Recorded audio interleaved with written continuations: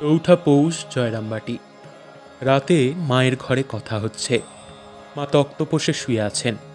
বেদান্তের কথা উঠেছে। আমি বললাম, নামরূপ ছাড়া আর কিছুই নেই। জড় পদার্থ বলে কিছুই প্রমাণ করা যায় না। তাই শেষে বলে, ঈশ্বর টিশ্বর কিছুই নেই। আমার মনের ভাব, ঠাকুর মা এসবও মিথ্যা। মা শুনেই আমার কথার ভাব বুঝতে পেরেছেন।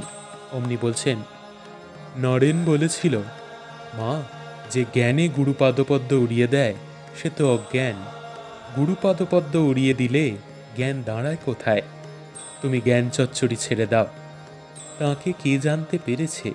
সুখ, ব্যাস, শিব, হদ্দ ডেঁও পিঁপড়ে। আমি বললাম, না, জানবার ইচ্ছা আছে, কিছু কিছু বুঝতেও পারি, করে বিচার বন্ধ হবে?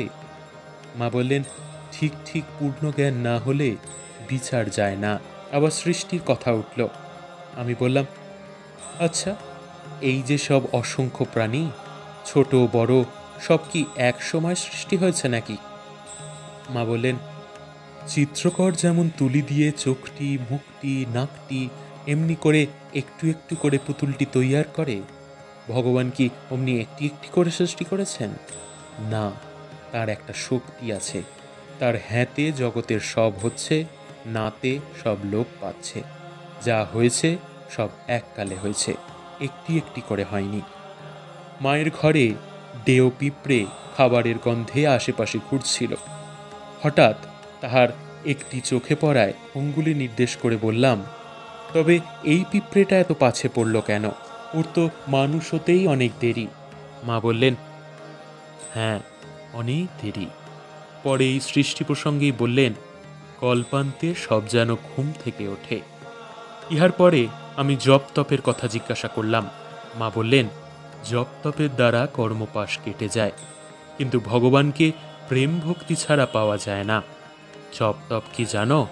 ওর দ্বারা ইন্দ্রিয়গুলোর প্রভাব কেটে যায়।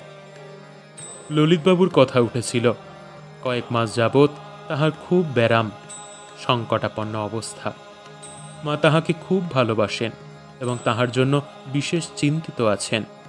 বলছেন, ললিতা আমাকে কত টাকা দিত, তার গাড়িতে করে বেড়াতে নিয়ে যেত। দক্ষিণেশ্বরে ঠাকুরের সেবায় ও কামারপুকুরে রঘুবীরের সেবায় অনেক টাকা দেয়। আমার ললিতের লাখ টাকার প্রাণ। অনেকে টাকা থেকেও কৃপণ। পরে বললেন, যার আছে সে মাপো, যার নেই সে জপ। যার অর্থাদি আছে সে ভক্ত ভগবানের সেবা করুক, আর যার নেই